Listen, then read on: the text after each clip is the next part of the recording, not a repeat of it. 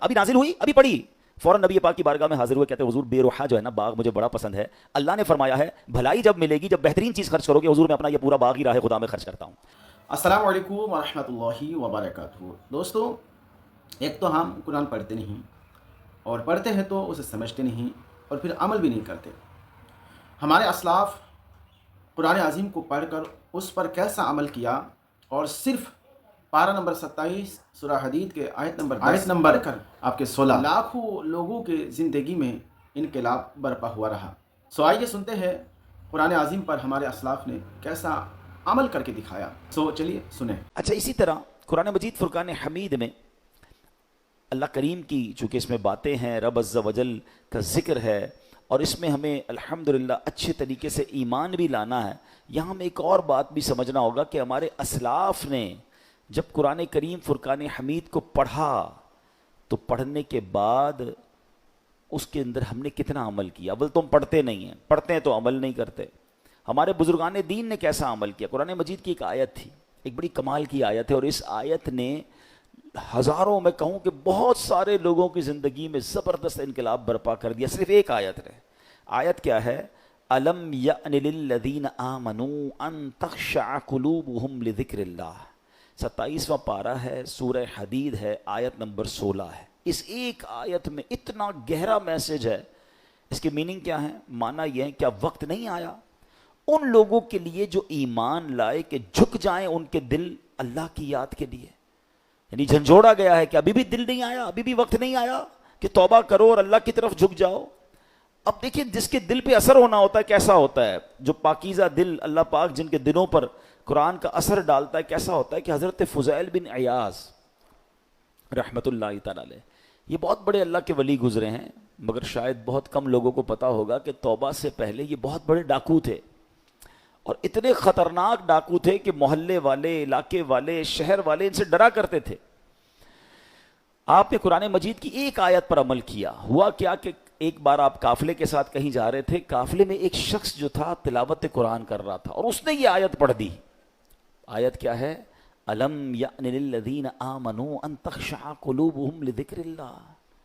کیا وقت نہیں آیا ان لوگوں کے لیے جو ایمان لائے کہ جھک جائیں ان کے دل اللہ کی یاد کے لیے؟ اب جب یہ آیت آپ نے سنی نا، حضرت فضیل بن عیاض کے دل پر ایسا اثر ہوا، اتنا روئے، اتنا روئے، اور کہتے ہیں یا اللہ وہ وقت آ گیا ہے کہ ہم تیری راہ میں چل پڑیں۔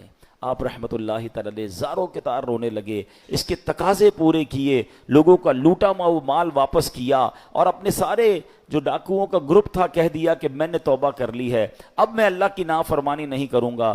ڈاکوؤں کے قافلے والوں نے کہا کہ سردار، اب ڈکیتی میں بھی ہمارے سردار تھے، اب توبہ کر لی تو اس میں بھی آپ ہمارے سردار ہیں۔ پورے قافلے نے توبہ کی، اللہ کی یاد میں لگ گئے، علم دین سیکھا، عبادت و ریاضت میں مصروف ہوئے۔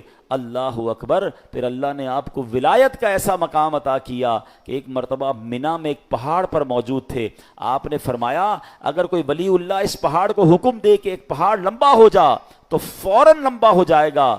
بس اتنا کہنے کی دیر تھی کہ پہاڑ نے لمبا ہونا شروع کر دیا۔ آپ نے فرمایا پہاڑ رک جا، میں نے تجھے حکم نہیں دیا ہے۔ یہ سنتے ہی وہ ٹھہر گیا۔ تو اللہ والے جو ہوتے ہیں، اب یہاں جو اصل ہمیں بات سیکھنی ہے کہ توبہ کرنے سے اللہ کیسا مرتبہ عطا فرماتا ہے۔ ڈاکو ہو، اللہ اسے اپنا ولی بنا لیتا ہے۔ بس سچے دل سے توبہ کرنا ہے اور قرآن کے نور کو دل میں داخل کرنا ہے۔ ایسی بہت ساری قرآن میں آیتیں ہیں، اگر بندہ دل سے پڑھے تو وہ ڈائریکٹ دل پر اثر کرتی ہیں، امپیکٹ کریٹ کرتی ہیں۔ آپ قرآن کا امپیکٹ دیکھیں نا، کبھی کبھی ایسا ہوتا ہے کہ بہت اچھا قاری تلاوت کرنے والا ہو، یا امام صاحب بڑی اچھی تلاوت کر رہے ہوں، ہمیں سمجھ نہیں آتا مگر آنکھوں سے آنسو جاری ہو جاتے ہیں، دل پر ایک کیفیت طاری ہو جاتی ہے۔ کیسے؟ بات تو سمجھ نہیں آ رہی ہے۔ یہ وہ قرآن کا نور ہے، یہ وہ قرآن کی برکت ہے جو آپ اپنے دل میں محسوس کرتے ہیں۔ اللہ کرے کہ میں اور آپ سمجھ کر قرآن پڑھنے والے بنیں اور قرآن کی برکتیں حاصل کریں۔ صحابہ کرام کس طرح عمل کرتے تھے؟ قرآن کی آیت پڑھتے تھے اور نیکی پر عمل کر لیتے تھے۔ بخاری شریف کی ایک حدیث ہے، حضرت ابو طلحہ انصاری رضی اللہ تعالیٰ عنہ بڑے مالدار صحابی تھے، انہیں اپنے مال میں بے روحا، یہ بڑا پیارا ایک آپ کا کنواں تھا، باغ بھی تھا، وہ باغ بڑا پسند تھا آپ کو، تو بے روحا نامی باغ انہیں بڑا پسند تھا، تو قرآن کی آیت نازل ہوئی لن تنالوا البر حتى تنفقوا مما تحبون، یہ چوتھے پارے کی پہلی آیت ہے۔ اب دیکھیں اس ایک آیت میں میسج کتنا ہے، 6600 سے زیادہ آیتوں میں کیا کیا خزانے ہوں گے۔ میں نے آپ کو ابھی ایک آیت سنائی جس نے حضرت فضیل بن عیاض کو بدل دیا، ابھی ایک آیت سنائیے چوتھے پارے کی پہلی آیت۔ ترجمہ کیا ہے اس کا؟ تم ہرگز بھلائی کو نہیں پا سکو گے جب تک راہ خدا میں اپنی پیاری چیز خرچ نہ کرو۔ کیا شاندار میسج ہے، اگر بھلائی چاہیے تو اللہ کی راہ میں بیسٹ خرچ کرنا ہے، گھٹیا نہیں۔ اچھا انہوں نے پڑھی یہ آیت، ابھی نازل ہوئی، ابھی پڑھی، فوراً نبی پاک کی بارگاہ میں حاضر ہوئے، کہتے حضور بے روحہ جو ہے نا باغ مجھے بڑا پسند ہے، اللہ نے فرمایا ہے بھلائی جب ملے گی جب بہترین چیز خرچ کرو گے، حضور میں اپنا یہ پورا باغ ہی راہ خدا میں خرچ کرتا ہوں، صدقہ کرتا ہوں۔ ادھر آیت پڑھی ادھر عمل شروع۔ ہم نہ جانے کتنے بیان سنتے ہیں، کتنی آیتیں پڑھتے ہیں، کتنا قرآن پڑھتے ہیں، عمل کدھر ہے؟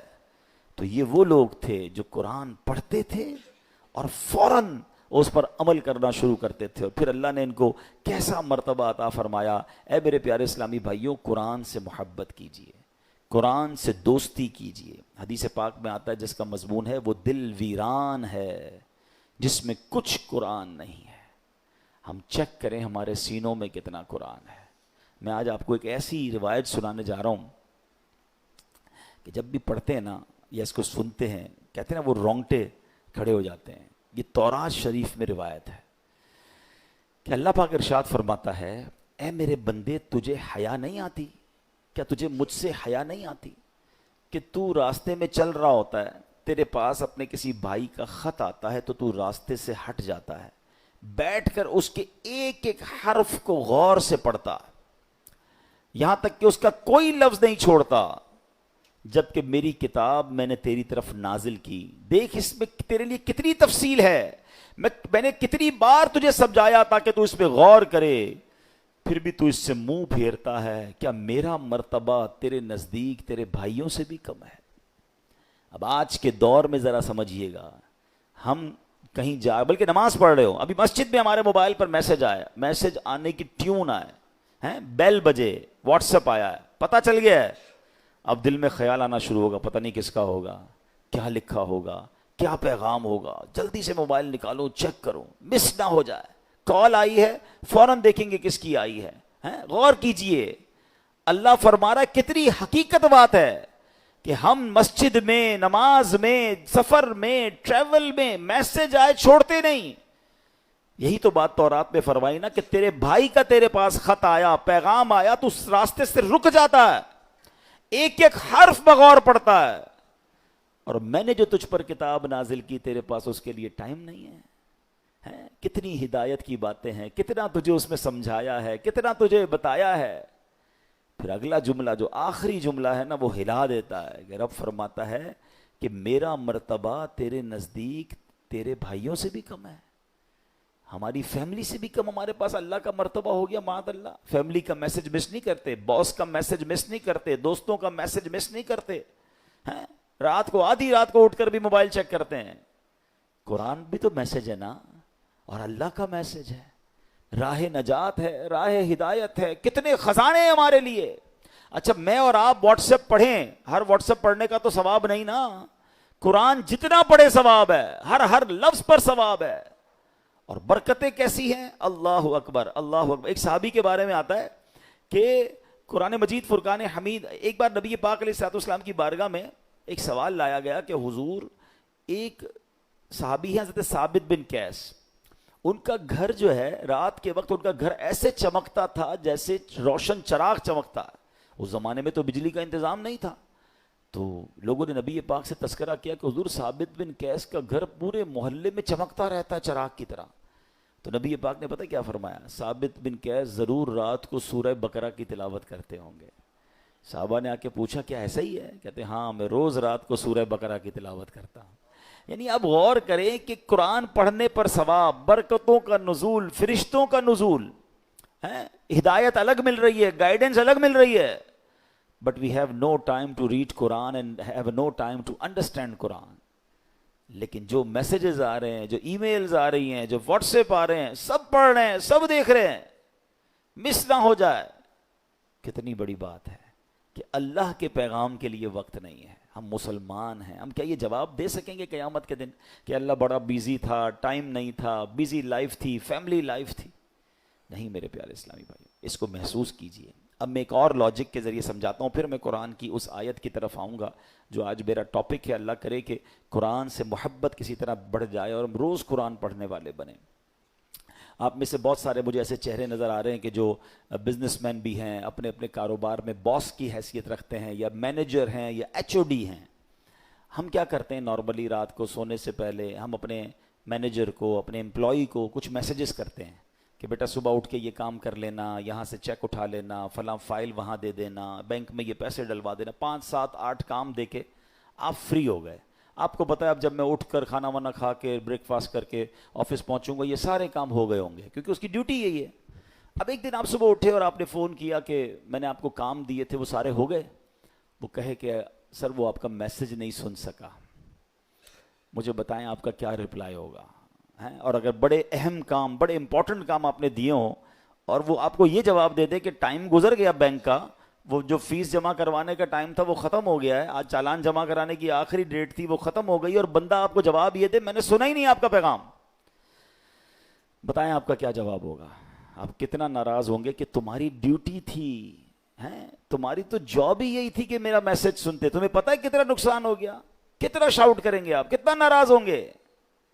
آپ کا کوئی میسج نہ سنے آپ کو برا لگتا ہے۔ مجھے 40 سال ہو گئے، کسی کو 50 سال ہو گئے، کسی کو 30 سال ہو گئے اس دنیا میں آئے ہوئے، سب کے گھر میں قرآن ہے، سب کے گھر میں اللہ کا میسج آیا ہوا ہے۔ کیا آپ نے پڑھ لیا ہے؟ آپ نے سن لیا ہے؟ آپ نے سمجھ لیا ہے؟ سوچیں، اللہ کی بارگاہ میں اگر اللہ ناراض ہو گیا تو ہم کدھر جائیں گے؟ نہ کریں ایسا۔ یا تو ایسا ہوتا نا کسی بھی چیز کا ٹائم نہیں ہے، سب چیزوں کا ٹائم ہے، سوشل میڈیا کا ٹائم ہے، فیملی کے لیے ٹائم ہے، کھانے پینے کا ٹائم ہے، نوکری کا ٹائم ہے، گھومنے پھرنے کا ٹائم ہے، دوستوں میں جانے کا ٹائم ہے، اب تو جم ٹائم نیا آ گیا ہے جناب، جم ٹائم ہے، واکنگ ٹائم ہے، سب ٹائم ہے آپ کے پاس۔ افسوس یہ ہے کہ قرآن ٹائم نہیں ہے۔ سوچئے، یہ قرآن سے دوری اچھی نہیں ہے۔ آپ کو پتہ ہے جب میں اور آپ قبر میں جائیں گے نا، سارے سافٹ ویئر آف لائن ہو جائیں گے، جتنے سافٹ ویئر ہم کھولتے ہیں نا، قرآن قبر میں بھی آن لائن ہوگا۔ حدیث پاک میں آتا ہے سورہ ملک جو روزانہ رات کو تلاوت کر لے، یہ 30 آیتوں والی سورت وہ ہے جو قبر میں آ کر عذاب سے بچائے گی، مگر اس کا بھی ٹائم 6 7 منٹ لگتے ہیں سورہ ملک پڑھنے میں، لیکن اس کا بھی ٹائم نہیں ہے۔ اچھا اگر میں قرآن نہیں پڑھ رہا، اب آپ اس کا امپیکٹ سوچئے گا، اگر ہم قرآن سے دور ہو گئے تو ہمارے بچوں کا کیا حال ہوگا؟ آہستہ آہستہ یہ نسلیں تو دور ہوتی چلی جائیں گی نا۔ اگر میرے بچے قرآن پڑھنے والے نہیں ہوں گے تو اینڈ آف دا ڈے مجھے ایصال ثواب کیا کریں گے؟ کیا سوشل میڈیا کھول کر ایصال ثواب کریں گے، یا قرآن پڑھ کر میری قبر پر آ کر فاتحہ پڑھیں گے ایصال ثواب کریں گے؟ سوچئے، اپنے گھر میں یہ ماحول بنائیے، میں بھی قرآن پڑھوں، میری فیملی بھی قرآن پڑھے، انہیں نظر آئے کہ گھر میں قرآن کی تلاوت ہوتی ہے، پھر قرآن انڈرسٹینڈ کریں۔ اب تو بڑا آسان ہو گیا ہے، اب تو اردو زبان میں ترجمے موجود ہیں، ٹرانسلیشنز ہیں، ماشاءاللہ دعوت اسلامی نے تو قرآن کو اتنا آسان کر دیا ہمارے لیے کہ ترجمہ قرآن اور پھر تفسیر قرآن صراط الجنان، یہ اتنی کمال کی قرآن پاک کی تفسیر ہے، ڈیٹیل تفسیر آسان اردو میں، پھر اس کی اپلیکیشن بھی بنا دی ہے، آپ سرچ بھی کر سکتے ہیں کوئی ٹاپک، کوئی آیت، کوئی موضوع، اور آپ کو اس کے تحت قرآن پاک کی تفسیر مل جائے گی، اپنے موبائل میں ڈاؤن لوڈ کر لیں، فری آف چارج ہے۔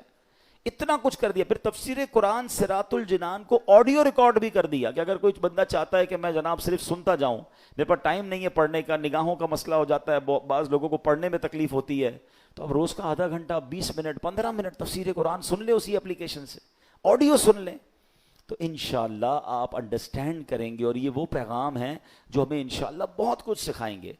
دوستو، آپ نے بیان کو سنا، کیسا لگا یہ بیان کمنٹس کر کے ضرور بتائیے گا، اور اسی طرح کے ویڈیو مزید پانے کے لیے ہمارے ساتھ چینل کو سبسکرائب کر کے جڑے رہیے گا۔